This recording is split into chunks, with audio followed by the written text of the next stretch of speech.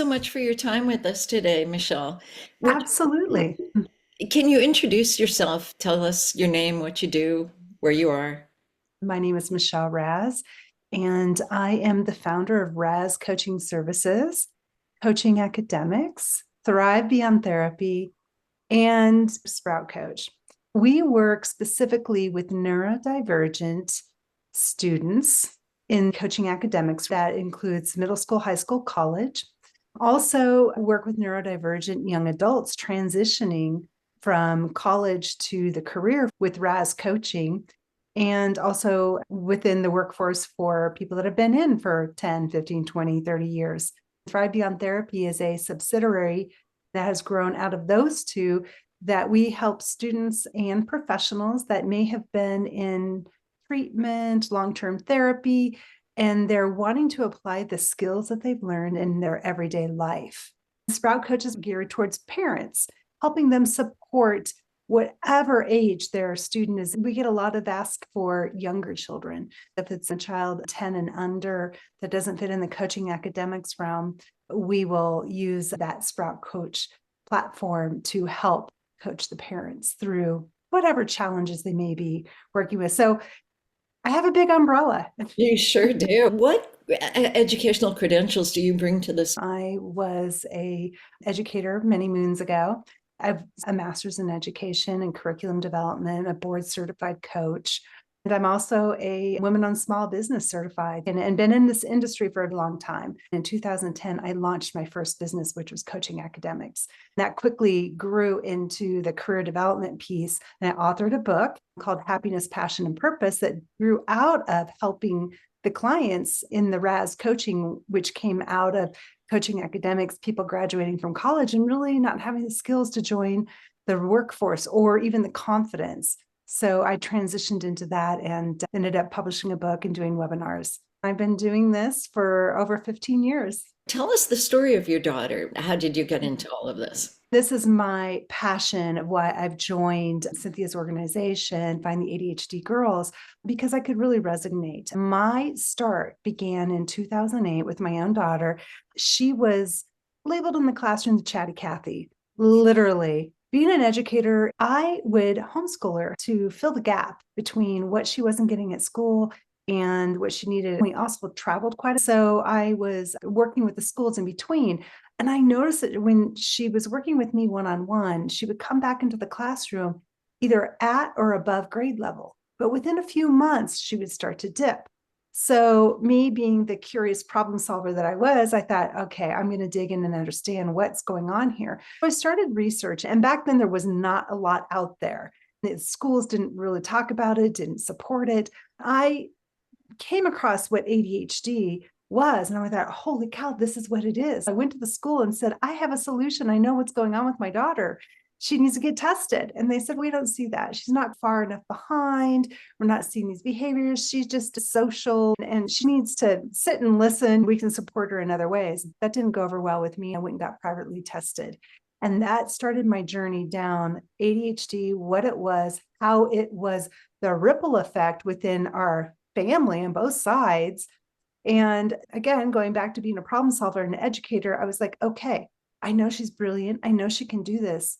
We just need to find the right solution to support her in the classroom, outside of the classroom.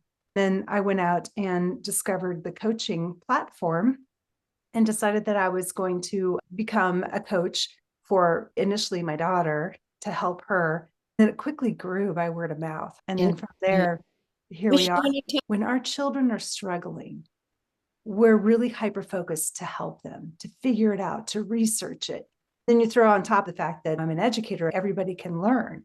When I understood what the symptoms were, what it looked like, anybody can do this. You start looking at the people in your family and go, oh, that makes sense. And this makes sense. Pretty soon you're seeing the connection that it isn't just isolated in the one child in your family, that most likely it's like 77% chance of it being hereditary, that ripple effect. Of course, what I found is nobody had the support.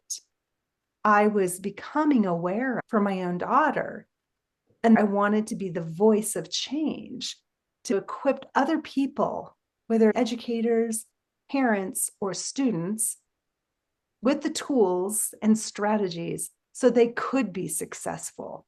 Because quite honestly, we know that ADHD can be a huge gift, but it comes with those challenges. I focused with my daughter and my clients and all my businesses on the executive functioning skills, which is the hallmark for ADHD, affecting the executive functioning skills of organization, time management, emotional regulations.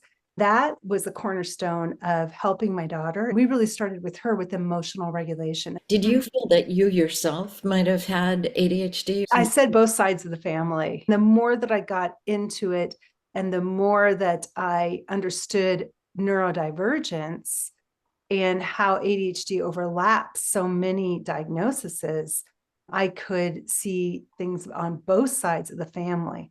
Absolutely. My own father, undiagnosed, they didn't have that terminology, absolutely brilliant person in a very tough industry, made a huge impact, but struggled interpersonal skills, really struggled. He was hyper focused on what he needed. He was kicked out of high school for his behavior, but he was brilliant. He ended up getting tested because he was such a problem child and his IQ was 165.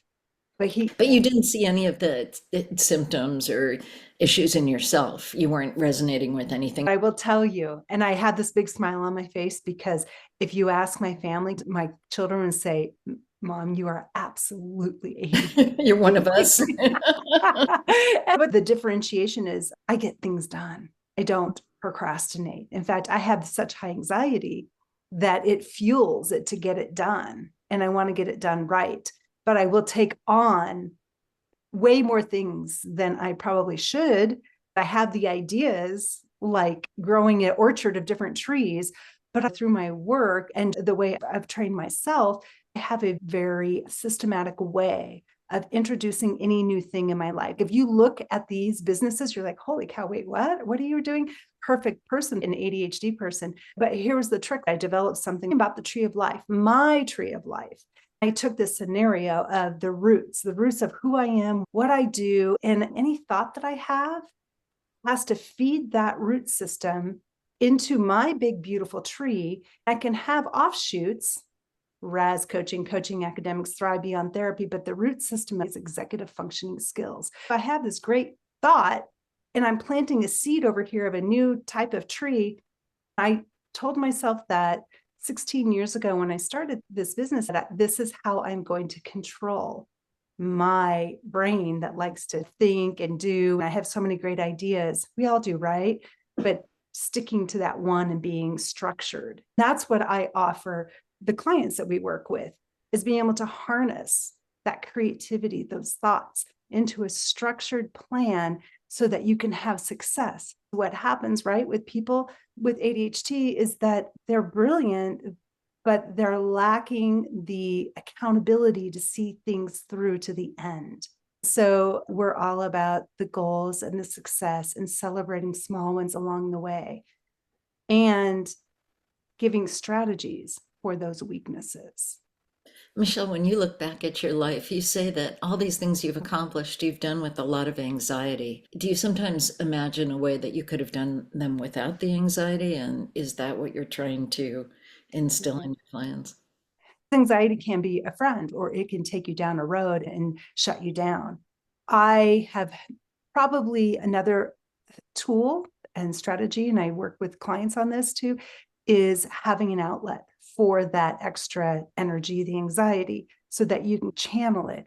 Throughout my life, I've been very involved with adrenaline-oriented sports to the extreme. Some of them were extreme things like running 3,000 vertical feet over 7 miles. I've hiked not to Everest, but to the base camp of Everest. I was a ski instructor and do a lot of backcountry skiing and mountain bike racing. You seem very calm for everything you're doing. I'll tell you what, this is my other trick. This is what I tell the clients, and instill this even with the young children, is meditation, which we know now is scientifically proven. I start every day with meditation, and then I do some kind of work. This morning, I ran 2.5 miles.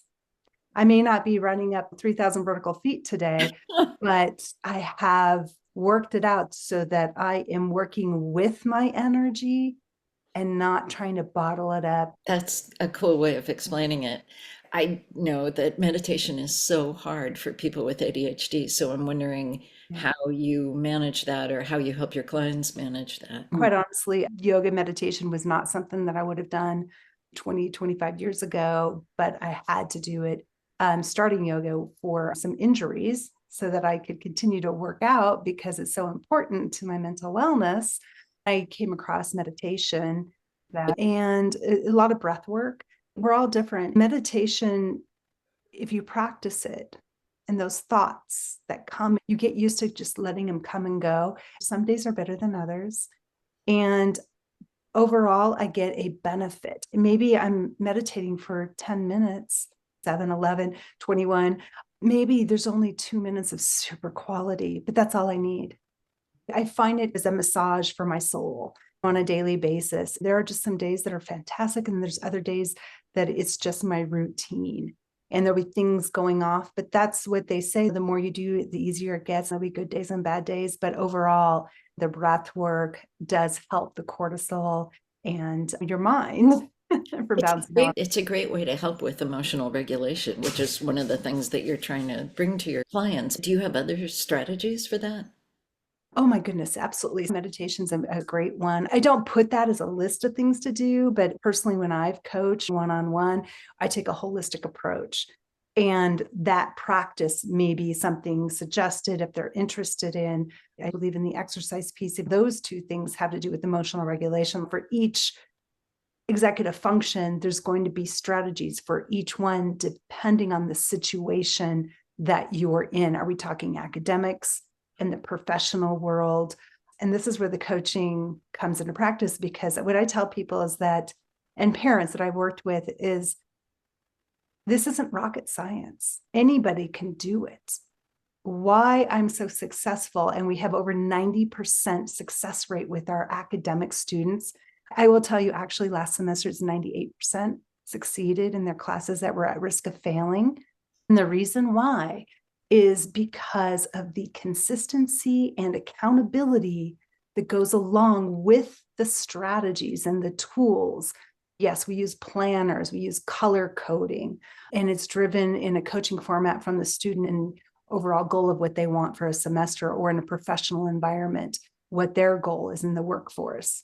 And with that individualized, customized approach, we draw from what the student or the person knows works for them.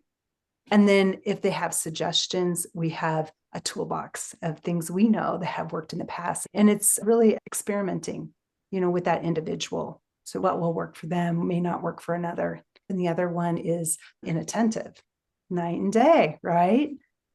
So I came up with this trick for my older one that was really the hallmark of why I do what I do.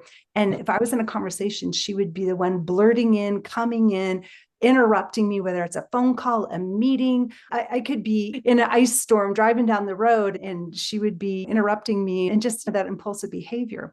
And so I gave her strategy, and I said, just walk up to me and place your hand on my shoulder, and I will acknowledge you with my hand and touch you and let you know, I hear you, I see you, but give me time to wrap up what I'm doing. It was very hard for her.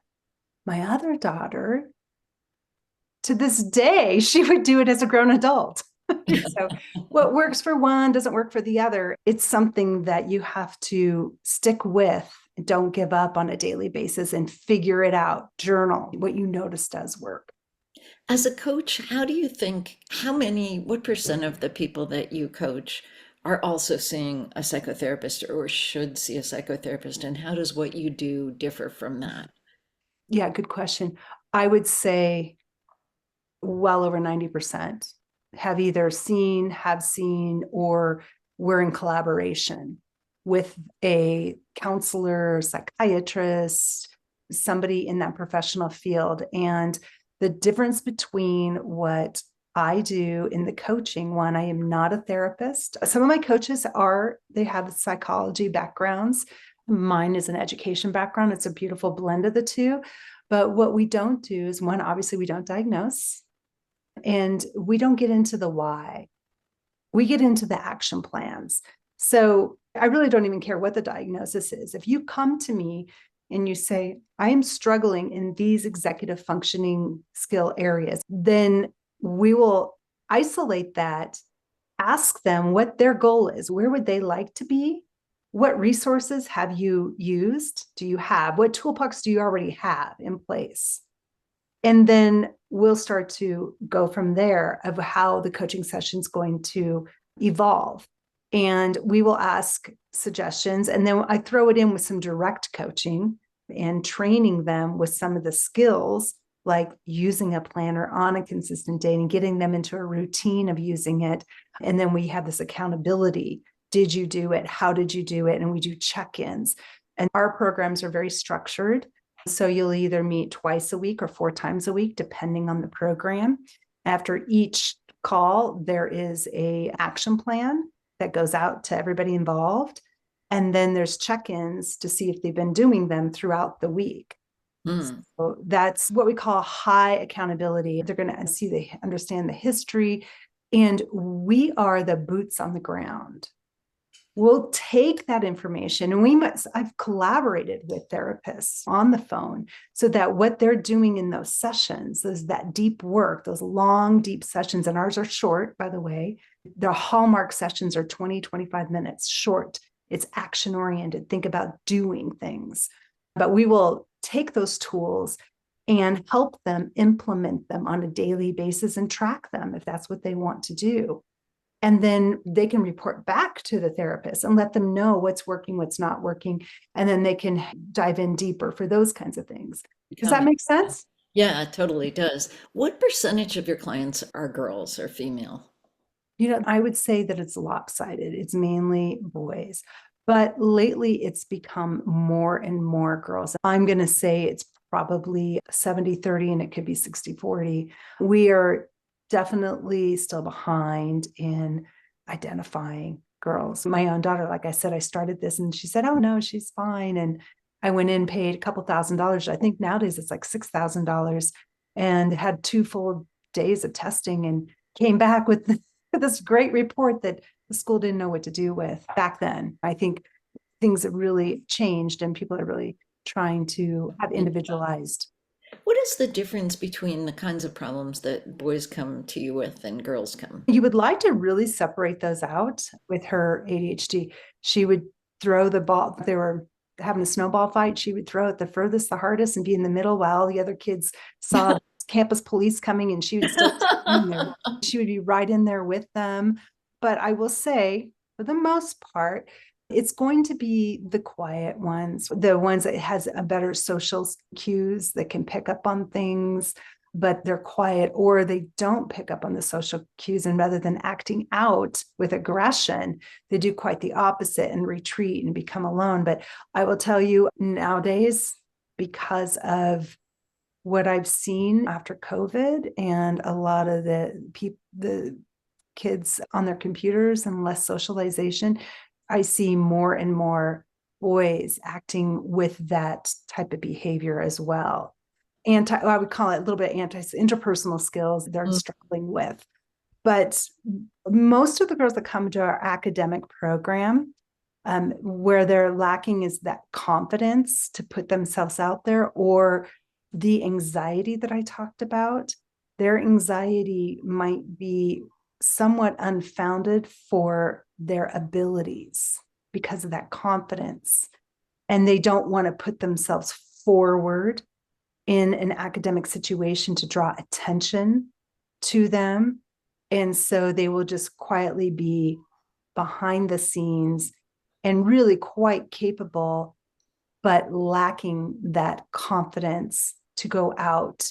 And I was really interested. I think it was a comment you made about how executive function deficits can be viewed as rudeness, and you help people with them. How do you help people with that? okay, so then there's 2 ways we can go with that. if you're a typical female with the ADHD that is more of the inattentive, the rudeness that comes across for you might look like aloofness. You don't care. You're better than, those kinds of things. And then the other side of things, whether it be a boy or a girl, let's just talk about girls here. My own daughter, and this is a perfect because I have one of each. The other one, which is the one that won't stop talking, interrupts, because they're the know-it-all. They know it all. And anything you say, they've done it, they know it, they have it. And the funny thing is that their interests are so varied, they probably do have some kind of information more than the general public. That's how they can get hyper focused on things, right? They're sampling all these different things and they find something they really like. And so they can trigger that. And so what I do is in our coaching is to help them, right, with friendships, with those interpersonal skills, and to understand themselves and understand their behaviors and how people might perceive them. As you can imagine, I might have been the chatty Cathy in the front of the classroom that knew it all. And sometimes, and then you get older and you realize that people are looking at you and then you don't want to say anything. So you So, reflect back maybe what you notice in their behavior and you try to help them see themselves as others see them. yes. And so a role playing is a great strategy for that. So whether you're dealing with your daughter who knows so much, and she really is a caring, loving person that wants friends, and you have to have that trust to be able to create that friendship, or you have the daughter on the other side that appears to be aggressive or the know-it-all, the one that gets into everything. And being able to have these self-reflections on a consistent basis. So part of the Sprout coaching is that having conversations with your kids, we know that's an important piece. Having the conversation in the right time and environment that works for your child. So, is it an appropriate time to talk about it at the dinner table when everyone's sitting at the dinner table? Or on your way to school and you're trying to get the kid who's procrastinating out the door? Or they're hungry and they just got home from their sports and you've got to talk to them then. We as parents have to have a strategy and know their biorhythms and know when is an approachable time. And my recommendation is, if it's a really important conversation to have with your child, whatever age it is, take them somewhere special where it's just the two of you. Whether it be go to the ice cream store or you can go for a walk, and there's no distractions, no other people, no judgments, because as we know, people with ADHD especially have this dysphoria of being different and always being the one being corrected. And so they naturally become defensive and can be argumentative in situations. But if you take them in an environment that's neutral and you speak in a voice like I am now and ask them questions, the chances of that conversation to be able to self-reflect on whatever the situation is going to be much more positive. And trust me, I had two types of daughters, like I've said, one that would shut down, the other that would explode. And that technique works for both situations. So being cognizant of your own child's point. It's simple but really terrific advice for parents because Yeah, and we're busy, right? We're busy people, and we think, oh my gosh, I'm thinking of it. And especially if you yourself are right, ADHD, right. I've got this in my mind. I'm going to forget about it. I got to say it No now. problem. Yeah. That's just solid advice. So it has been great to talk with you. At this point, I always ask if Cynthia has any questions that she would like to add. Michelle, thank you so much for your time. It's really been a pleasure to talk with Thank you. And thank you for starting this mission here. I think it's just fabulous to get the word out there and have that support circle around the girls, maybe that don't act out, maybe they just shut down, or the ones that do act out that need to be loved even harder because they're not too emotional, they're not too lazy, and they're not too sensitive. They really aren't. They're just dealing with an overwhelm and just trying to get through the day for them. And so I really hope that everybody can take a step back and self-reflect on your own situation and journal about it and see if you see something in there that you can work with. Sounds fantastic. Thank you so much. I have roots in Oregon and Colorado. We're in Northern California.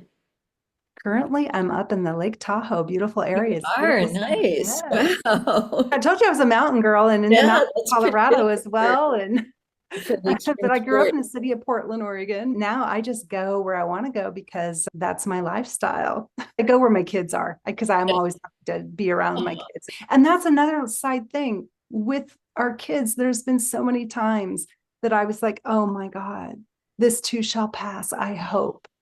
And then they grow up, and that daughter that is my gift of why I do what I do is a successful entrepreneur with her own ADHD son. I can't wait the next time I see her. I love to be around her. Take That's a 15 years ago, huge, might have been a different. I know it's a big accomplishment, I can it was, tell. there was a lot of sleepless nights, a Yeah, lot of God, just no, I know. tears, and don't give up. That stick with it. I bet you offer a lot of compassion to parents who are in that situation. Oh yeah. Well, Michelle, it's been great. Thank you so much and best of luck. Again, thank Okay. you. All righty, bye.